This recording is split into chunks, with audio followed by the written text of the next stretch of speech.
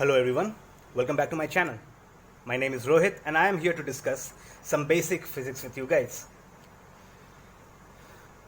Today in this video, we are going to try to understand the scientific meaning of the word theory, or in short, what a scientific theory means. We are also going to try to visualize how a scientific theory works, what are its features, and the most importantly, how it is different from theory in layman's term. Now, some of my viewers have requested me to make this particular video in Hindi, and that is why I have decided that I'll be making my videos in both Hindi and English hereinafter starting from today. So by now, I should have told you guys that this video was going to be in Hindi, with the English version to follow soon after.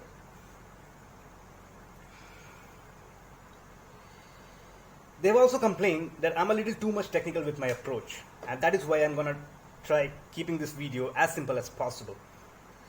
So we are going to learn about the scientific meaning of the word theory in the layman way possible, in the most layman way possible. Quite an irony, isn't it? So without a further ado, let's get started.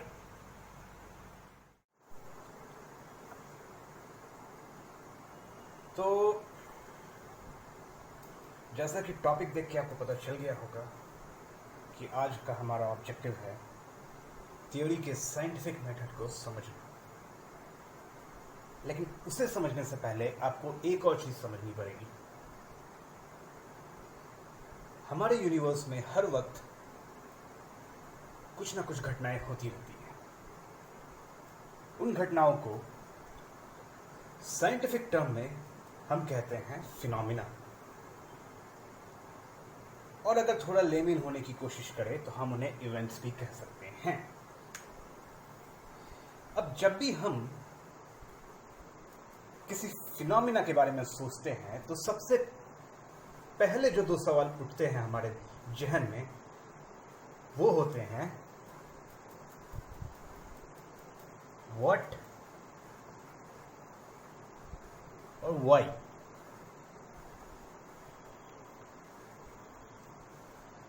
What का answer पाने के लिए जिस चीज की जरूरत हमें होती है उसे हम कहते हैं डिस्क्रिप्शन।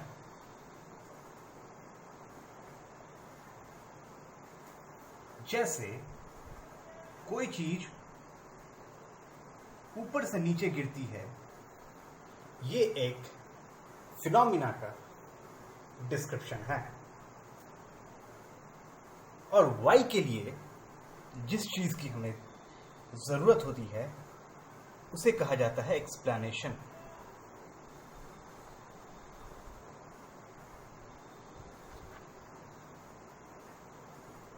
यानी कोई चीज ऊपर से नीचे क्यों गिरती है उस चीज का एक्सप्लेनेशन, और यही एक्सप्लेनेशन और इसी एक्सप्लेनेशन को हम थियरी भी कह सकते हैं। मैं ये नहीं कह रहा कि कहते ही हैं, लेकिन मैं ये कह रहा हूं कि कह सकते हैं। तो थियरी।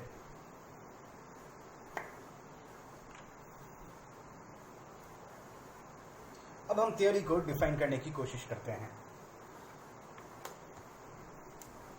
जो भी हमने अब तक सीखा उसके बेसिस पे डिफाइन करने की कोशिश कर सकते हैं। तो हमने क्या देखा? हमने ये देखा कि theory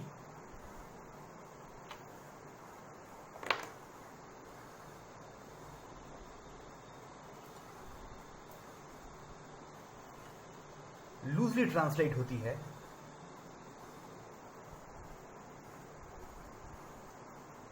as an explanation of a certain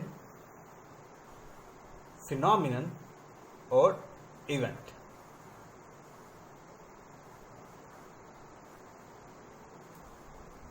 अब जाहिर है कि एक्सप्लेनेशन आर्बिट्ररी तो होगी नहीं, मतलब कहीं से भी एग्जिस्टेंस में तो आ नहीं जाएगी। हमें ये पक्का किसी न किसी चीज पर बेस्ड जरूर होगी। तो वो कौन सी चीजें हैं जिस पर हमारी थियरी बेस्ड होती है? मतलब वो कौन सी चीजें हैं जो हमारी थियरी बनाता है? वो कौन सी चीजें हैं जो हमारी थियरी को कंस्टिट्यूट करता है? या आसान भाषा में वो कौन सी चीजें हैं जिस पर हमारी थियरी बेस्ड होती है? वो चीजें होती हैं आइडियाज।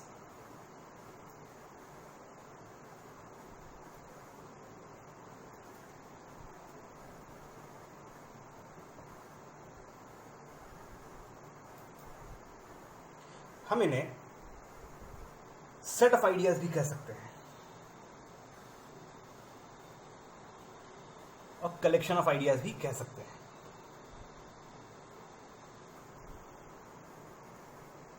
तो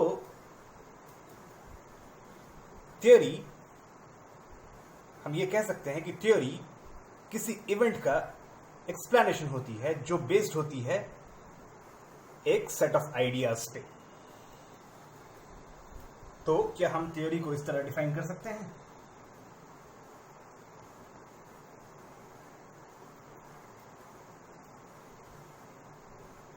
it's the explanation of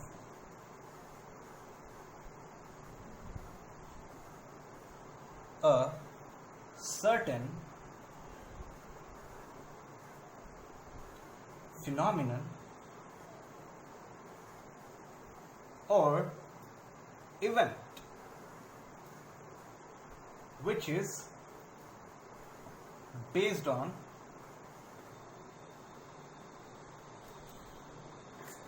a set of or collection of different ideas, हम कह सकते हैं। चलिए अब इसे थोड़ा और इलैबोरेट करने की कोशिश करते हैं।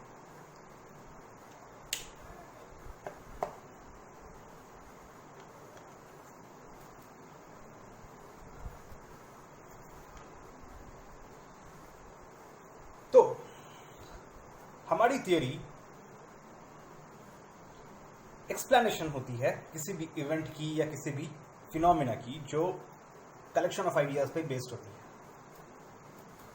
तो फिर इसे हम सीधा कलेक्शन ऑफ आइडियाज क्यों ना कहें?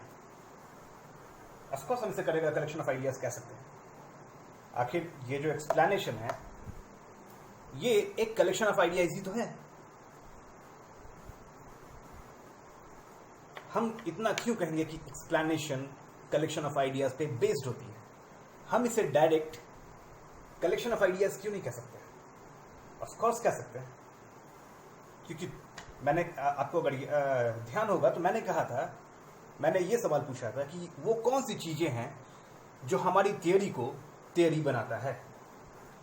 वो कौन सी चीजें हैं जो हमारी थियरी को कंस्टिट्यूट करता है? मतलब ये आइडियाज और कुछ नहीं, हमारे थियरी के कंपोनेंट्स होते हैं। इसलिए हम इन्हें डायरेक्ट सेट ऑफ आइडियाज ही क्यों ना कहें?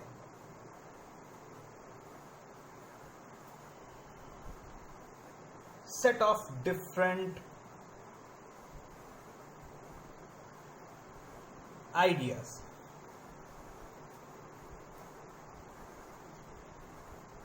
हम क्यों नहीं कह सकते ऐसा? ऑफ कोर्स ये सेट ऑफ आइडियाज है। अब आइडियाज का नाम तो हम कुछ भी दे सकते हैं, लेकिन इतना बोलने से काम नहीं चलेगा। हमें इसमें, अगर हम इस रास्ते से जाएंगे तो हमें इसमें एक और चीज जोड़ना होगा।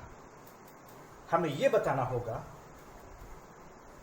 कि हमारी थियरी सेट ऑफ आइडियाज है।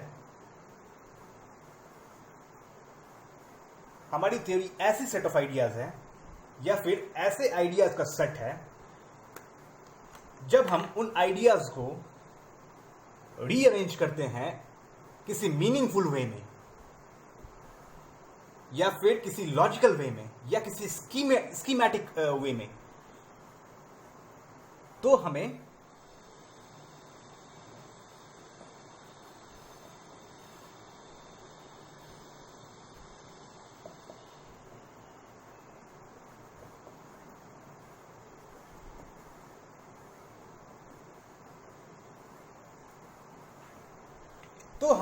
एक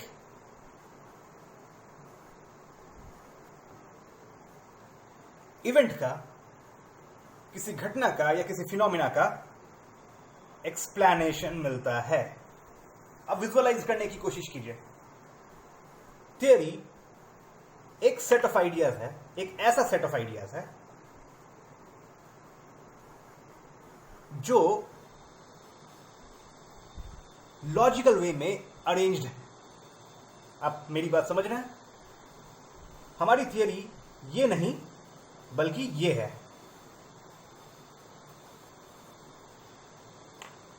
जब एक सेट ऑफ आइडियाज, फिर से ध्यान से सुनिएगा, जब एक सेट ऑफ आइडियाज लॉजिकल वे में या मीनिंगफुल वे में, ये ज्यादा जनरलाइज साउंड करता है, मीनिंगफुल वे में, जब एक सेट ऑफ आइडियाज मीनिंगफुल वे में रीअरेंज की जाती है या प्लेस की जाती है या फिर पुट टुगेदर की जाती है, तो वो हमें किसी इवेंट का या किसी फिनोमिना का एक्सप्लेनेशन देता है। तो अब हम क्या थियोरी को इस तरह डिफाइन कर सकते हैं? It is a set of ideas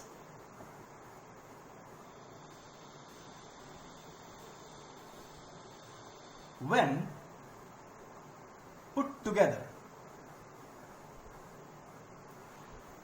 in a meaningful way,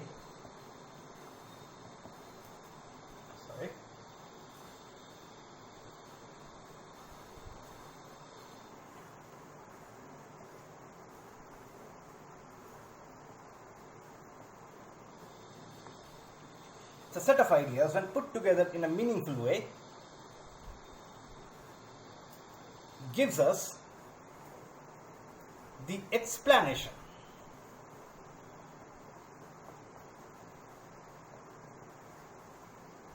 of an event or phenomena। तो ये हमारा अब तक का शायद सबसे बेस्ट डेफिनेशन है और बिल्कुल क्लियर करता है कि थियरी एक सेट ऑफ आइडियाज है। थियरी और कुछ नहीं, बस एक सेट ऑफ आइडियाज है जो जब किसी मीनिंगफुल वे में एक साथ रखा जाता है तो हमें किसी चीज का, किसी घटना का एक्सप्लेनेशन देती है। अब हम आते हैं, अब इसको थोड़ा साइंटिफिक बनाते हैं। अब हम ये डेफिनेशन साइंटिफिक थियरी की नहीं, थियरी की है। ये बात ध्यान देने की लिए। अगर मैं साइंटिफिक थियरी की बात करूंगा तो मैं साइंटिफिक जरूर लगाऊंगा यहाँ पे। ये डेफिनेशन थियरी की है। अब हमें जानना है कि थियरी और साइंटिफिक थियरी से कैसे डिफरेंट होती है। थियरी साइंटिफिक थियरी से कैसे डिफरेंट होती है, ये हमें जानना है। चलिए अब हम देखते हैं। इसे नहीं रहने देंगे।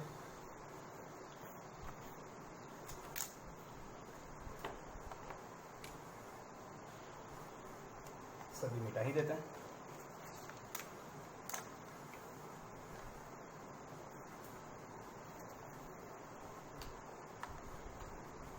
अभी हमने देखा कि थियरी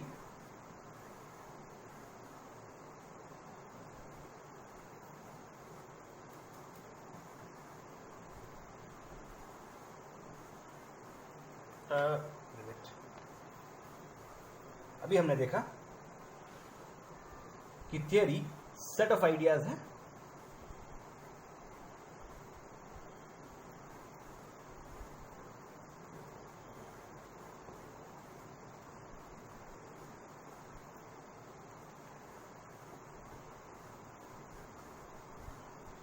जो एक मीनिंगफुल वे में अरेंज करने पे हमें एक्सप्लेनेशन देती है। किसी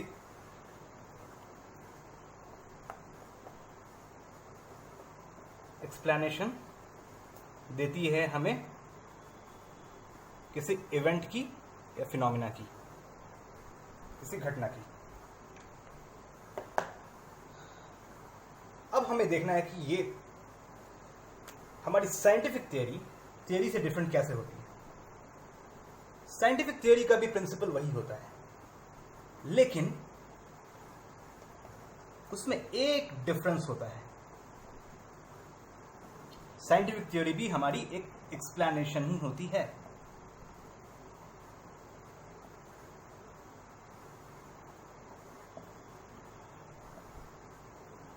लेकिन unlike theory in the lemons term, scientific theory हमारी बेस्ड होती है फैक्ट्स पे या सेट ऑफ फैक्ट्स पे।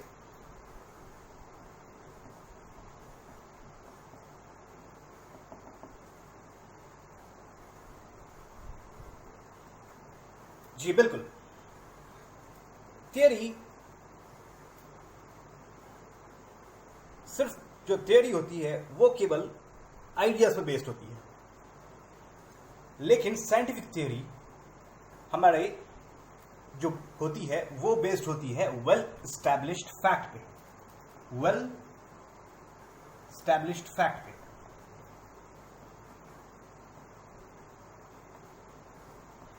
अक्सर नॉन साइंटिफिक बैकग्राउंड के कुछ लोग जब किसी चीज को आर्ग्यू करते हैं, किसी साइंटिफिक चीज को आर्ग्यू करते हैं, तो अक्सर वो एक जुमला यूज करते हैं। वो जुमला है it is only a theory. वो जुमला है it is only a theory.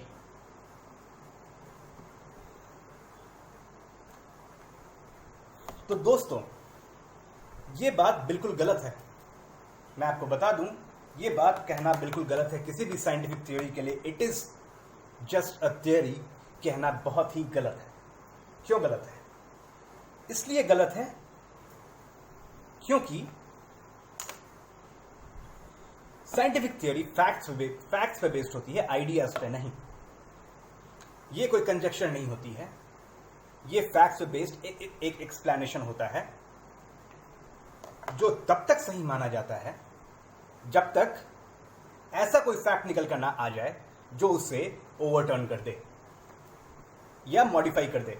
Modification के केस में मॉडिफाई हो जाती है। अब हम इस बात को एक एग्जाम्पल से समझेंगे ताकि ये और क्लियर हो जाए। एग्जाम्पल से ऐसा होगा कि हमें पता चल जाएगा कि किसी भी साइंटिफिक थ्योरी को it is just a theory कह के कभी डिस्कार्ड नहीं करनी चाहिए। आइए हम देखते हैं कैसे हम एक एग्जाम्पल से इस चीज को समझ सकते हैं। अभी मैंने क्या कहा कि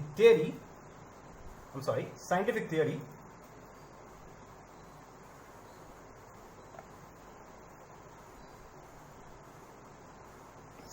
थ्योरी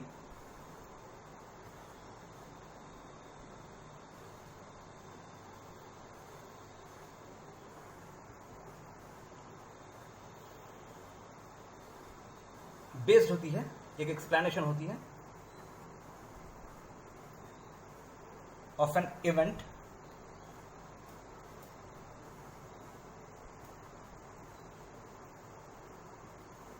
जो कलेक्शन ऑफ फैक्ट्स से बेस्ड होती है। इसे हम सेट ऑफ फैक्ट्स भी कह सकते हैं।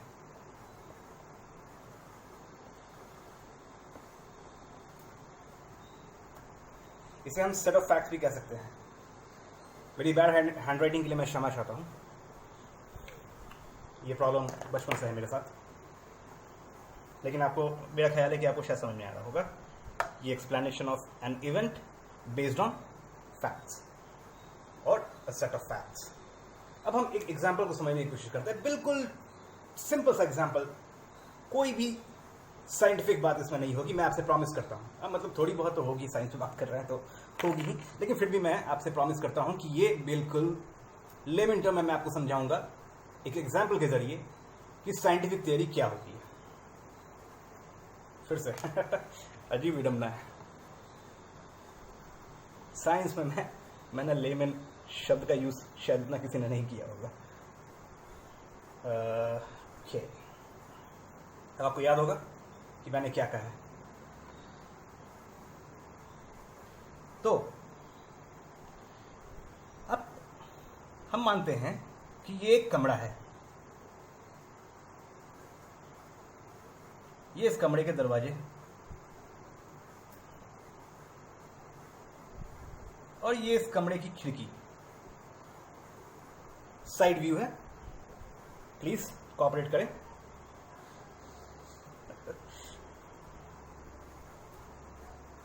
इस कमरे में एक बॉल रखा है, साइज रेशियो के लिए माफ कीजिएगा, थोड़ा डोल मैं थोड़ा बड़ा बनाता हूं ताकि कुछ लगे। एक मिनट फिर से ही बना देता हूं।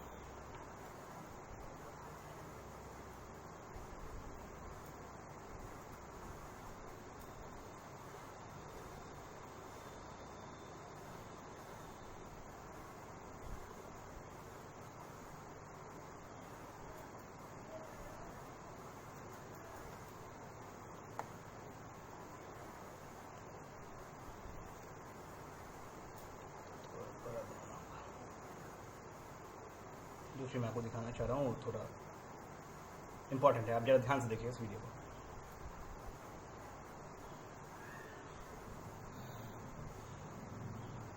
तो ये आपका कमरा है जिसमें एक फुटबॉल रखी है। आप इस कमरे से बाहर गए, इस कमरे से बाहर गए कोई सामान लाने या फिर कहीं भी आप गए, ठीक है, और इस कमरे को लॉक कर दिया, ठीक है, इस कमरे को लॉक कर दिया, ये कमरा आपका लॉक हो गया। आप जब वापस आते हैं सामान लेके, तो आप नोटिस करते हैं कि आपकी बॉल जहां थी वहां नहीं है, उसके जगह पहले पोजीशन ए पे थी, अब पोजीशन बी पे। अब आप सोचते हैं कि ऐसा कैसे हुआ। तो ये आपका हो गया इवेंट, जो मैं कह रहा हूं ये आपका हो गया इवेंट, बॉल का डिस्प्लेसमेंट आपका इवेंट हो गया, द डिस्प्लेसमेंट ऑफ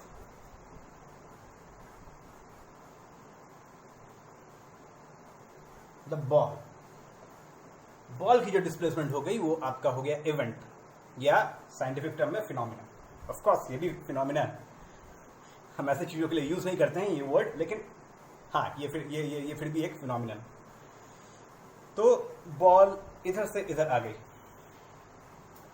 अब आप चाहते हैं कि आपको जानना है कि इसका एक्सप्लेनेशन क्या है, आपको जानना है कि ये बॉल यहां से यहां कैसे आई, लेकिन आप इस रूम में थे नहीं, तो फिर कैसे जानिएगा। आप देखिए, आप ध्यान से सुनिए कि आपकी थ्योरी कैसे काम करती है। ऑफ कोर्स एक्सप्लेनेशन वर्ड जो मैं यूज कर रहा हूं ये थ्योरी के लिए है, थ्योरी के लिए है। आपको एक थ्योरी निकालनी होगी ये एक्सप्लेन करने के लिए कि बॉल यहां से यहां कैसे आ गया है, और ये थ्योरी साइंटिफिक होनी चाहिए। और साइंटिफिक होने के लिए क्या होना होगा, इसे फैक्ट्स पर बेस्ड होना होगा। इसलिए हमारा पहला स्टेप होगा कि हम जितने भी फैक्ट्स जानते हैं, जो भी फैक्ट्स हमें नोन हैं, इस घटना के होते हुए उन सबको हम लिस्ट आउट करेंगे। ये हमारा पहला, हमें अपना कलेक्शन ऑफ फैक्ट्स चाहिए, ठीक है, हमें अपना कलेक्शन ऑफ फैक्ट्स चाहिए। तो हमारा पहला कलेक्शन ऑफ फैक्ट्स क्या था? Fact 1, F1। F1 हमारा ये होगा कि there was no one in the room. ये आपका पहला फैक्ट हुआ, मतलब रूम में कोई था नहीं। दूसरा फैक्ट ये होगा आपका कि ball is likely, a ball is likely to roll. Of course कोई भी स्पेरिकल शेप का ऑब्जेक्ट है वो हल्के से फोर्स पे रोल कर सकता है। ये बात मतलब एक फैक्ट है, ये बात कोई कोई अजम्पशन नहीं है, ये बात एक फैक्ट है। ठीक है। तीसरा फैक्ट है आपका कि द विंडो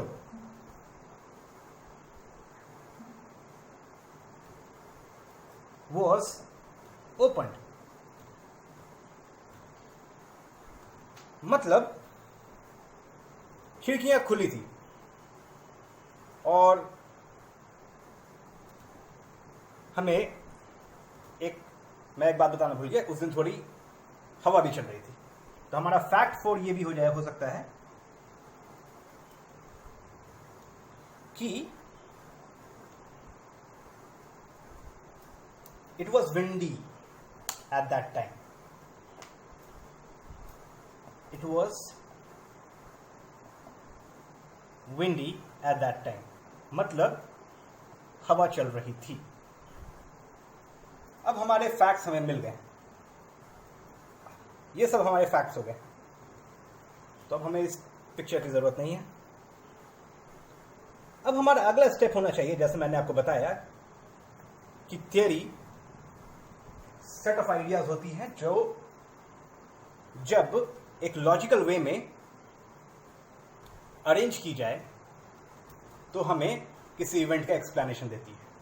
साइंटिफिक थ्योरी भी वही चीज है, बस आइडियाज की जगह हम वहां पे फैक्ट्स ले आते हैं, वेल एस्टैब्लिश्ड फैक्ट्स। तो हमने फैक्ट्स लिस्ट आउट कर लिए, तो हमारा अगला स्टेप क्या होना चाहिए? इन्हें लॉजिकल वे में अरेंज करना या इन्हें मीनिंगफुल वे में अरेंज करना। ओके, तो हम इन्हें मीनिंगफुल वे में अरेंज करेंगे। ओके, तो हम ये कह सकते हैं कि खिड़की खुली थी। ये हमारा फैक्ट 3 पहले लेके हमारा जो एक्सप्लेनेशन है थियरी, साइंटिफिक थियरी हमारी ये हो सकती है कि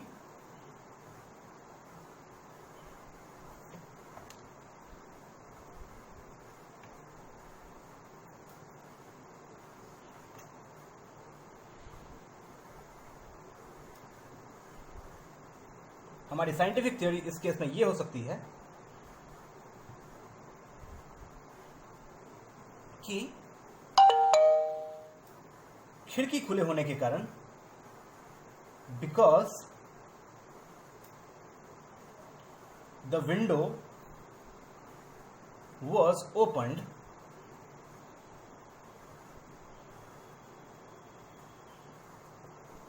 the ball rolled over or rolled across the room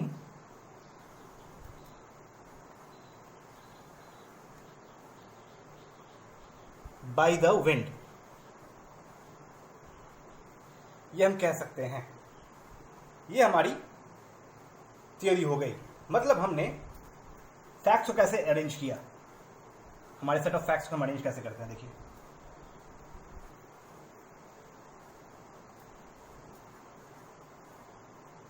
F3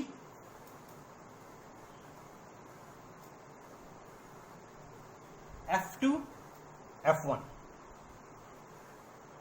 sorry F2 F3 F4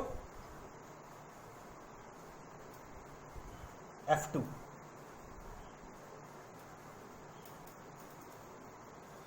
ये फैक्ट भी काफी अहम रोल अदा करता है, लेकिन इसे हमारे एक्सप्लेनेशन में यूज करने की जरूरत नहीं है, लेकिन फिर भी हम कर सकते हैं। मेरा पॉइंट ये है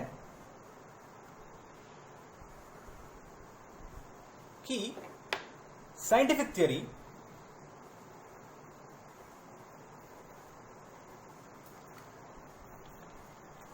अब हम देखते हैं साइंटिफिक थ्योरी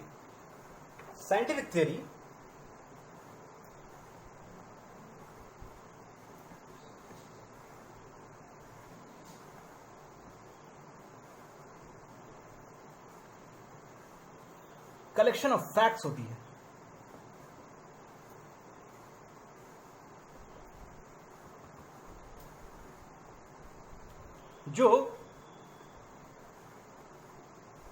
जिसे हम रीअरेंज करते हैं, जब हम रीअरेंज करते हैं तो वो हमें किसी इवेंट का एक्सप्लेनेशन देती है। या रीअरेंज की जगह हम साइंटिफिक भाषा में से यहां पे वर्ड यूज कर सकते हो ऑपरेशन, लॉजिकल ऑपरेशन। तो हमारी theory, scientific theory collection of facts होती है जिन पे हम लॉजिकल ऑपरेशन जब करते हैं तो वो हमें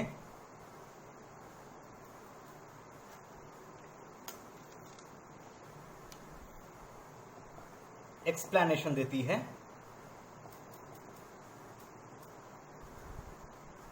किसी इवेंट या फिनोमेना का।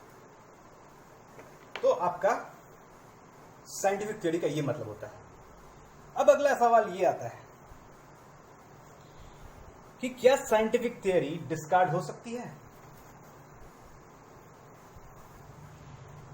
उस पर आने से पहले मैं ये बात आप लोगों से पूछना चाहूंगा कि क्या आप साइंटिफिक थ्योरी को it is just a theory कह के डिस्कार्ड कर सकते हैं?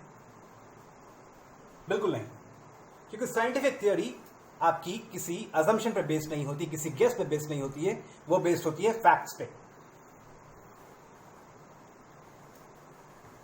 वो बेस्ड होती है फैक्ट्स पे, वेल एस्टैब्लिश्ड फैक्ट्स पे। लेकिन इसका मतलब ये नहीं है कि थियरी मॉडिफाई नहीं हो सकती है या डिस्कार्ड भी नहीं हो सकती है, हो सकती है। अब हम वापस उस एग्जांपल पे जाते हैं जिस एग्जांपल को हमने देखा था। रूम है, डोर है, ये डोर है, बॉल है, विंडो है,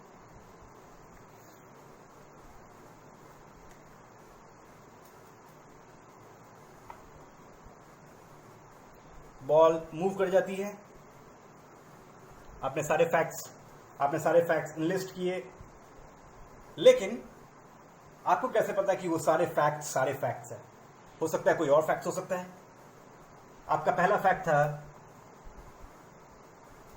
रूम में किसी का ना होना, no one in the room, no one is in the room.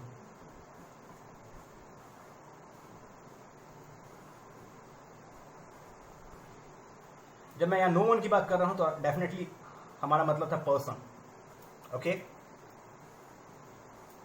No other person, okay, no other person is in the room. दूसरा फैक्ट था कि बॉल रोल कर सकती है,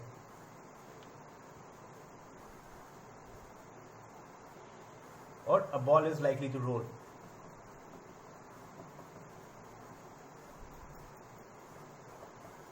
तीसरा फैक्ट था द विंडोज वॉज ओपन। और चौथा फैक्ट हमारा था it was windy that day.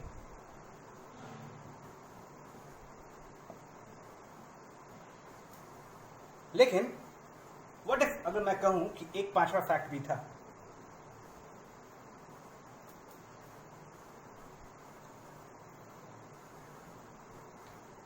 और वो ये था कि मान लीजिए यहां पे एक मेज थी, आपका पांचवा फैक्ट ये था कि एक चूहा इस मेज के पीछे छुपा हुआ था जिसको आपने नहीं देखा था, ओके। देयर वॉज, अगर क्या हो कि आपका पांचवा फैक्ट या फिर आपका अगला फैक्ट ये हो कि there was a mouse hiding under the table, जिसके बारे में आपको नहीं पता था।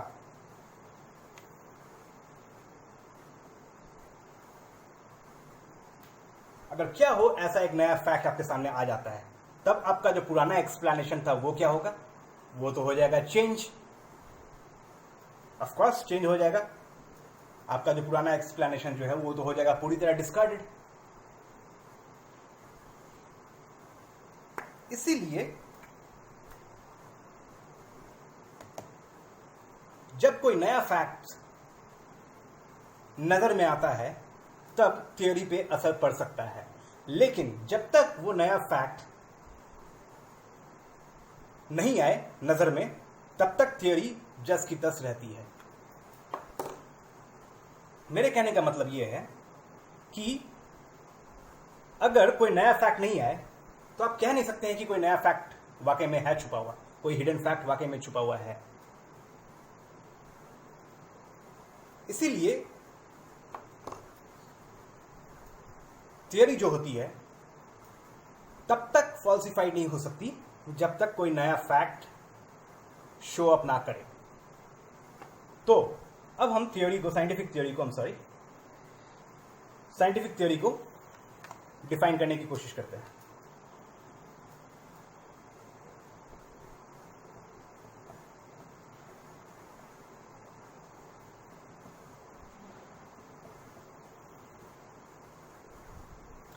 It is a set of facts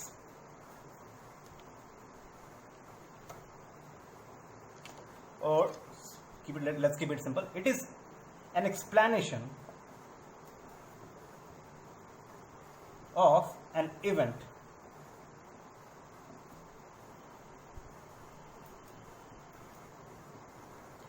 based on a set of facts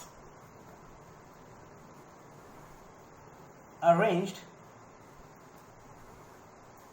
in a schematic or in a logical order. Logical order. तो हमारी साइंटिफिक थ्योरी की ये एक्सप्लेनेशन हो सकती है, लेकिन हमने अभी एक और बात कही, एक और फैक्टर इसमें यूज किया, फॉल्सिफाइबिलिटी की। जैसा कि मैंने आपको बताया कि अगर कोई नया फैक्ट शो अप करता है तो हमारी थ्योरी डिस्कार्ड हो सकती है। इसलिए थ्योरी के डेफिनेशन में ये लाइन जोड़ना बहुत जरूरी है। It is falsifiable in the light of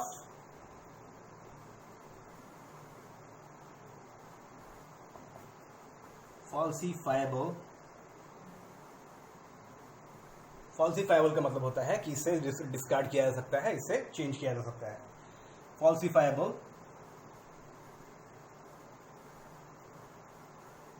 in the light of a new fact. तो जब भी आपको नेक्स्ट टाइम कोई कहे कि it is just a theory for a scientific theory, तो आप उसे ये वीडियो दिखाएं और कहे कि थ्योरी किसी गेस पे बेस्ड नहीं होती है बल्कि फैक्ट्स पे बेस्ड होती है। हाँ, ये फॉल्सिफाइबल होती है, लेकिन जब तक कोई नया फैक्ट शो अप नहीं करता है तब तक ना आप जानते हैं ना कोई और जानता है कि नए फैक्ट्स वाकई में एग्जिस्ट करते हैं। Alright friends, that's all for today. Please like, share and subscribe if you still haven't, and leave your valuable comments down in the comment section. आपका एक एक सब्सक्रिप्शन, एक एक लाइक, एक एक कमेंट्स मेरे लिए बहुत ही मायने रखती है। मैं नया यूट्यूबर हूं, अगर कोई गलती हो जाए तो माफ कर दीजिएगा। धन्यवाद।